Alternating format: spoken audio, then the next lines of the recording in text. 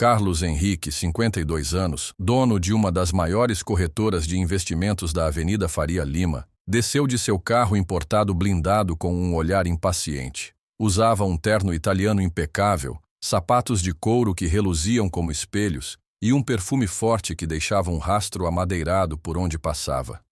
Ele entrou apressado na barbearia do bairro da Vila Nova Cachoeirinha, franzindo o nariz ao sentir o cheiro de loção barata misturado com o café requentado que vinha do fundo do salão.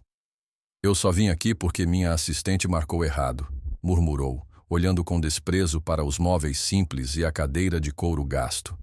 João Marcos, 38 anos, barbeiro negro, com olhos serenos e mãos calejadas, recepcionou Carlos com um sorriso sincero. "Bom dia, doutor. Vai querer o corte padrão executivo ou algo diferente?" Carlos o encarou de cima a baixo com arrogância. "Olha só, não quero conversa. Só corta e não me decepciona, tá? Já basta estar aqui nesse lugar."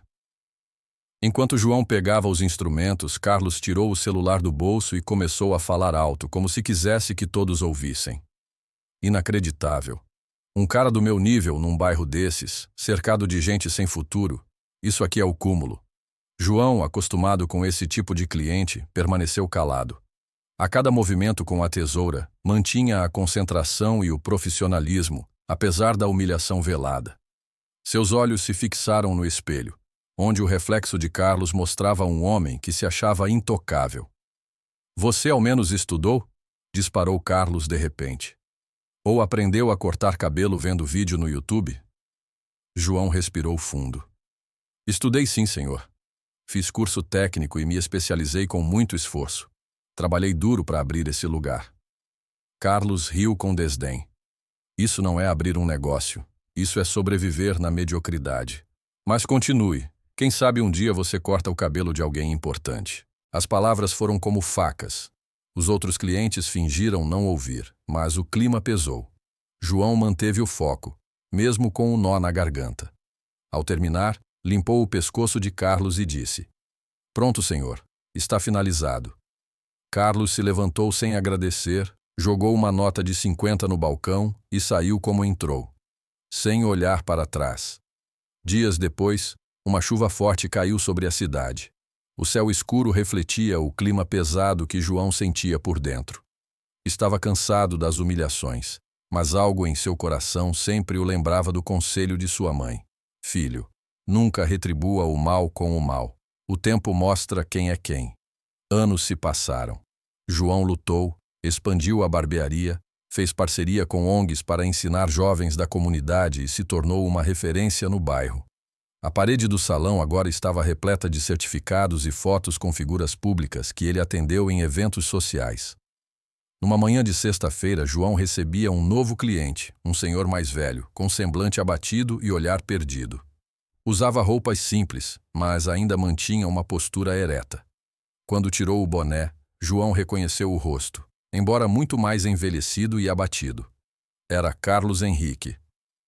"Eu queria um corte", disse Carlos, quase num sussurro. João o reconheceu, mas não disse nada. Apenas indicou a cadeira e começou o trabalho.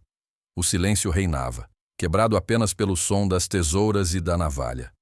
"Eu me lembro daqui", murmurou Carlos. "Anos atrás fui grosso com você. Não sei se você lembra." João parou por um segundo, mas não olhou nos olhos dele. "Lembro, sim." Carlos engoliu em seco. "Eu perdi tudo. Fui traído por sócios, minha mulher me deixou, meus filhos não falam mais comigo. E agora? Só me restou tentar recomeçar." Um silêncio denso caiu sobre o salão. Carlos, o homem que antes se achava um deus da Faria Lima, agora era apenas um homem quebrado, buscando dignidade onde antes humilhou alguém. João terminou o corte, passou a loção com cuidado e disse: "Todos merecem uma segunda chance. A vida ensina. Às vezes de um jeito bem duro." Carlos ficou imóvel por um momento. Seus olhos se encheram de lágrimas. "Obrigado por não ter me tratado como eu tratei você."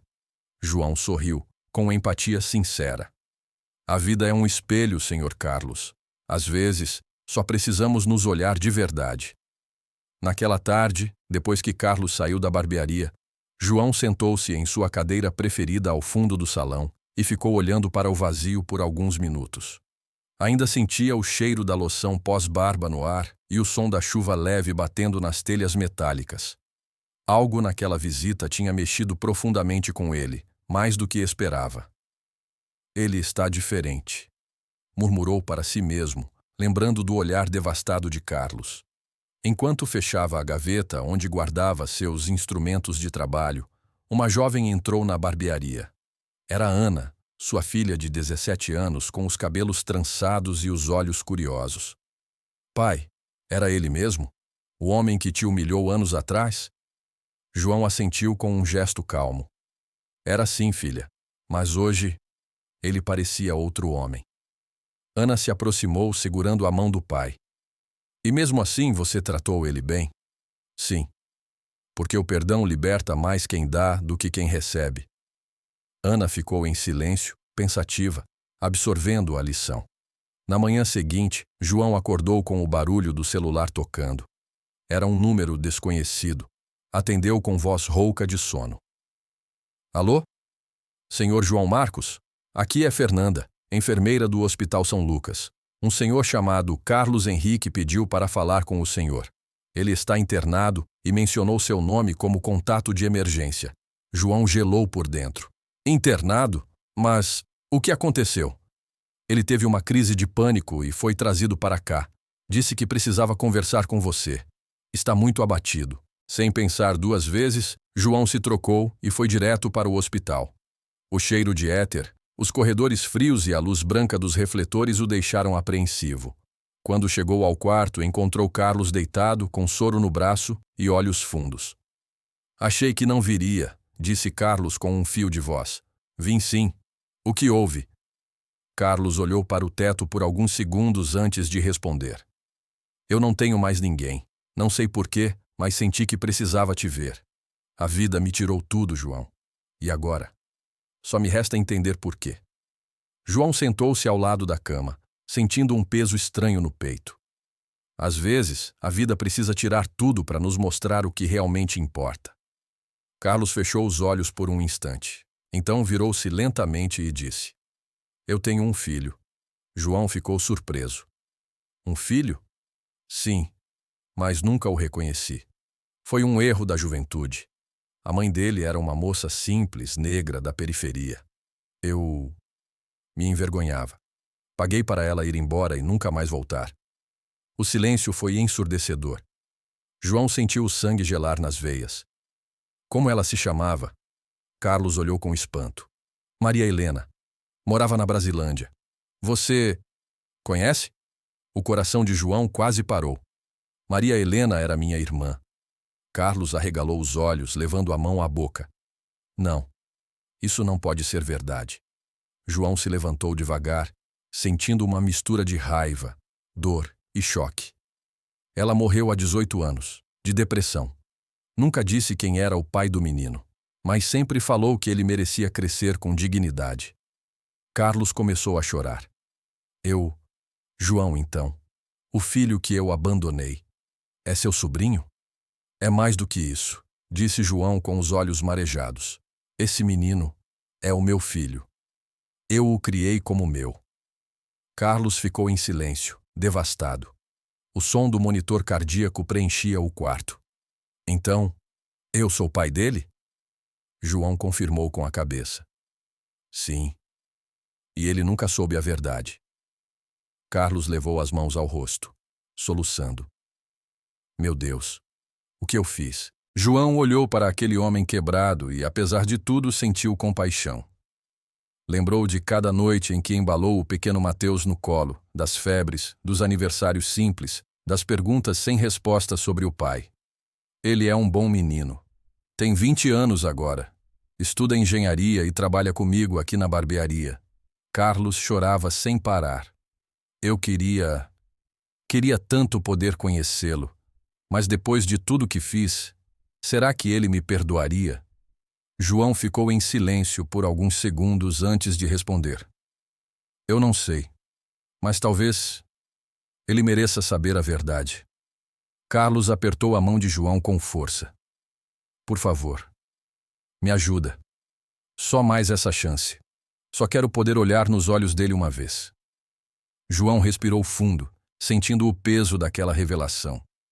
Seu coração estava em conflito, mas algo dentro dele dizia que era hora de libertar o passado. No dia seguinte, João acordou mais cedo do que o habitual. A cabeça fervia com lembranças do passado e o peso da verdade que estava prestes a revelar. O sol mal havia nascido, e a luz alaranjada penetrava pelas frestas da janela de sua casa simples, enquanto ele tomava um café amargo, sem açúcar, encarando a parede da cozinha.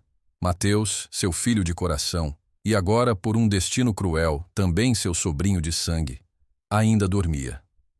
O jovem sempre foi sereno, determinado e gentil, com um senso de justiça que lembrava muito sua mãe, Maria Helena. João olhou para uma foto antiga em cima da geladeira. Era ele com Maria Helena e Mateus ainda bebê, enrolado em um cobertor azul. Irmã, o que eu faço agora?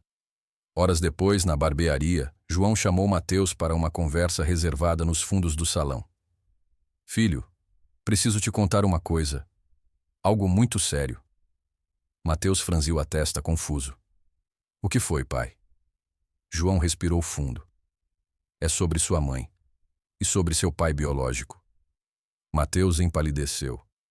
Você disse que ele tinha abandonado a gente. Nunca contou detalhes. E eu fiz isso para te proteger. Mas agora, a verdade precisa vir à tona. João contou tudo. Sobre a juventude de Maria Helena, o envolvimento com Carlos Henrique, o abandono cruel, o dinheiro sujo que ele ofereceu para silenciar sua existência. Contou sobre o reencontro na barbearia, a internação e, principalmente, que Carlos era o pai biológico de Mateus. O jovem ficou em silêncio por um longo tempo. Os olhos se encheram de lágrimas, mas ele não chorou. Apenas respirava fundo, tentando absorver cada palavra. Então, o homem que te humilhou, que me ignorou por toda a vida, agora quer me conhecer? João assentiu lentamente. Ele está quebrado, Mateus, e pediu uma última chance. Disse que só quer te ver, te pedir perdão. Perdão? A voz de Mateus tremeu. Depois de tudo isso? João estendeu a mão sobre o ombro do filho. Filho, eu não estou aqui para te dizer o que fazer. Só acho que, às vezes, a cura começa quando a gente encara a dor de frente. Mateus olhou nos olhos do pai adotivo e disse: Se fosse você, iria? João hesitou, mas então respondeu: Eu fui. Porque a vida me ensinou que perdoar não é esquecer. É decidir que a dor não vai te definir. 2 dias depois, os 3 estavam na mesma sala do hospital. Carlos, visivelmente mais frágil, segurava um envelope surrado nas mãos. Mateus entrou com passos firmes, mas o coração disparado. Vestia a camiseta preta favorita e jeans simples, como se quisesse mostrar que estava inteiro, apesar de tudo. Carlos o olhou com os olhos marejados. Mateus, eu não tenho palavras. Mateus cruzou os braços. Então não fala. Me escuta primeiro. Carlos assentiu, emocionado. A minha vida toda eu sonhei com um pai. E você teve a chance de ser isso para mim. Mas você escolheu o dinheiro, a arrogância, o medo do julgamento. A minha mãe morreu com o coração partido. E o que sobrou para mim foi a ausência. Carlos começou a chorar, segurando o envelope. Eu sei que não mereço seu perdão, mas queria que você soubesse quem eu fui, e talvez quem eu tentei ser agora. Ele entregou o envelope a Mateus. Dentro havia uma carta escrita à mão, com caligrafia trêmula. Junto, documentos legais de transferência de uma pequena casa em Campos do Jordão e uma conta bancária com todas as economias que Carlos conseguiu preservar após a falência. Isso é seu. Não é presente. É uma forma de tentar pagar por parte da dor que causei. Mas, mais do que isso, eu queria te olhar nos olhos e dizer: me perdoa. Me perdoa por ter te negado, por ter feito sua mãe chorar. Por tudo. O silêncio no quarto era quase sagrado. Mateus segurava a carta com força. Sua mão tremia. Eu não sei se posso te perdoar agora. Mas, talvez um dia. Porque quem me criou foi aquele homem ali. apontou para João, que me ensinou o que é amor de verdade. Carlos olhou para João com gratidão nos olhos. Eu sei, e por isso obrigado. João apenas assentiu com os olhos marejados. Agora é com vocês dois. O tempo faz o resto. Na semana seguinte, a cidade respirava um ar frio e úmido de outono. As folhas secas dançavam pelas calçadas, e o céu cinzento cobria São Paulo com um manto silencioso. João voltava da feira quando encontrou Carlos sentado na praça em frente à barbearia, envolto num casaco grosso e olhar distante. Veio ver o Mateus? Perguntou João, sentando ao lado dele. Carlos fez que sim com a cabeça. Ele não quis me ver ainda, mas tudo bem. Eu não o culpo. Só queria ficar por perto, caso um dia ele precise. João olhou para o céu. Às vezes, a espera é parte do processo. Tem feridas que só o tempo cicatriza. Carlos sorriu de forma triste. Você devia me odiar, João. Mas está aqui, do meu lado, me dando conselhos. Eu te odiei, sim, por muito tempo. Mas quando vi você naquele hospital, quebrado, derrotado, vi um homem tentando se reconstruir. E vi que a vingança não me traria paz. O som de risadas infantis interrompeu o silêncio. Do outro lado da praça, Mateus aparecia com duas crianças da ONG, onde dava aula de reforço. Ele olhou para os dois homens sentados no banco, hesitou, mas caminhou até eles. Pai, disse olhando para João. Posso conversar com ele um pouco? A sós? João se levantou com um leve sorriso e tocou o ombro de Carlos antes de se afastar. Carlos se ajeitou nervoso, como se estivesse diante de um juiz. Achei que nunca mais fosse me dirigir a palavra. Mateus respirou fundo, encarando o pai biológico. Eu li sua carta. 3 vezes. Fiquei com raiva, depois chorei, depois fiquei vazio. Mas uma parte de mim quer entender, saber de onde eu vim, o que você pensava, por que fez o que fez. Carlos abaixou os olhos envergonhado. Eu tinha medo. Medo de manchar meu nome, minha reputação. Eu era um covarde. Mateus se sentou ao lado dele. A gente sempre ouve que pai é quem cria, e é verdade. Mas saber a verdade me trouxe alguma paz. Eu passei a vida toda tentando imaginar quem você era. Agora, eu vejo que você também foi um homem perdido. Carlos chorou, mas com mais serenidade. Eu não quero ocupar o lugar do João, nunca. Mas se você me permitir, queria estar por perto. Talvez como um amigo. Um velho amigo que errou demais, mas que quer aprender com você. Mateus não respondeu de imediato. Olhou para o chão, depois para o céu nublado. Eu não sei como fazer isso. Mas a gente pode tentar, começando devagar. Carlos colocou a mão sobre o peito como se aliviasse um peso de décadas. Isso já é mais do que eu sonhei. Dias depois, João foi surpreendido por uma cena que o fez sorrir por dentro. Mateus e Carlos cortando cabelo lado a lado, conversando baixinho.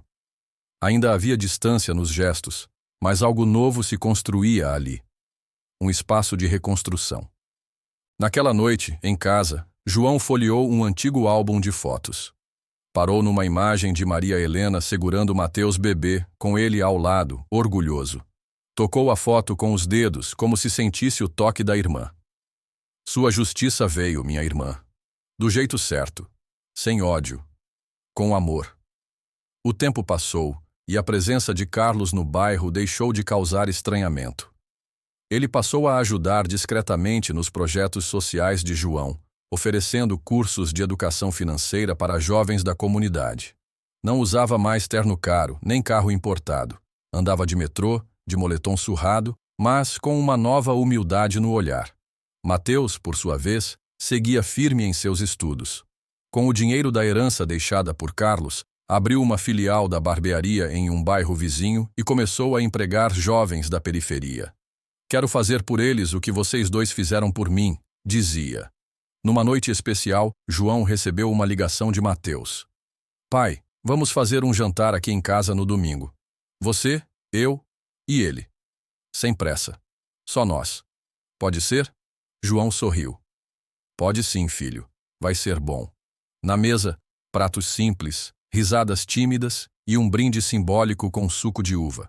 Era a primeira vez que os três se sentavam juntos como família. Carlos levantou o copo com voz emocionada. Pela verdade e pelas segundas chances. João ergueu o seu também. Pela coragem de recomeçar. E Mateus completou.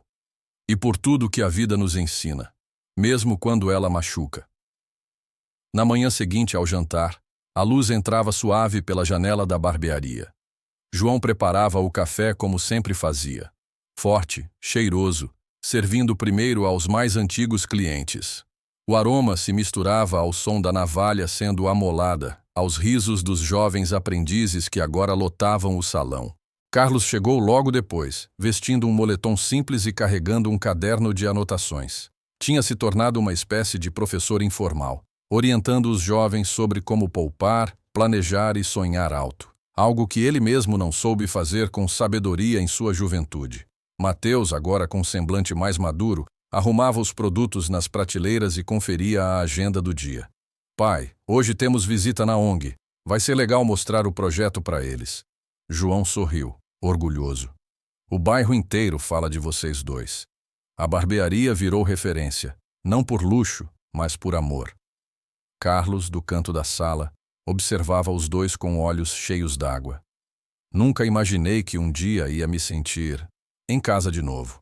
Naquela tarde, os três foram juntos à ONG. As crianças correram para abraçar Mateus e um menino pequeno de pele escura e olhos vivos perguntou: "Você é o moço que ensina matemática e futebol?" Mateus riu.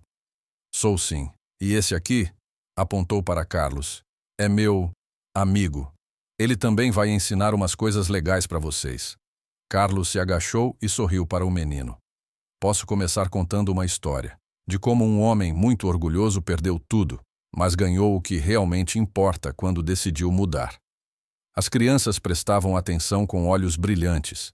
Na semana seguinte, João recebeu uma carta, escrita à mão, em papel timbrado, com um remetente desconhecido. Dentro havia um convite para participar de um evento municipal sobre superação e transformação social. "Queremos reconhecer histórias que inspiram São Paulo. João Marcos, pela coragem de transformar vidas mesmo diante das dificuldades, você foi escolhido para receber a medalha de honra ao mérito social." Ele leu em voz alta sem acreditar. No evento, sob os holofotes, João subiu ao palco acompanhado de Mateus, e a contragosto, puxando Carlos pela mão. "Esse prêmio não é só meu. É da minha irmã Maria Helena, que me ensinou a nunca abandonar quem a gente ama. É do meu filho, que me ensinou que o amor supera o sangue. E até desse homem aqui que caiu, mas teve coragem de se levantar e pedir perdão." A plateia aplaudiu de pé. Mateus abraçou o pai, emocionado, e Carlos não conteve o choro. Na volta para casa, os três caminharam pelas ruas da periferia iluminadas por postes amarelados. O cheiro de pipoca e pastel vinha das esquinas, crianças brincavam descalças, e o som de um pagode ao longe embalava aquela noite comum, mas ao mesmo tempo extraordinária. Carlos olhou para o céu estrelado. "Sabe, João, se me dissessem anos atrás que eu terminaria minha vida aqui, nesse bairro, andando ao lado de vocês, eu teria rido." João respondeu com um sorriso sereno. "E se te dissessem que você encontraria paz aqui?" Carlos parou por um momento. "Aí, eu teria chorado." Mateus segurou os ombros dos dois. A vida não erra o endereço de quem precisa aprender. Na última cena daquela história, dentro da barbearia agora reformada, com fotos na parede, troféus sociais e uma placa de Espaço João a Mateus, cabelos e corações restaurados. Os três estavam juntos, cortando cabelo, rindo, aconselhando jovens, recebendo idosos. Aquele que antes humilhou, agora servia. Aquele que foi humilhado, agora era líder. E aquele que cresceu no meio dessa dor, escolheu a esperança. Porque, no fim, o amor não depende de sangue, depende de coragem.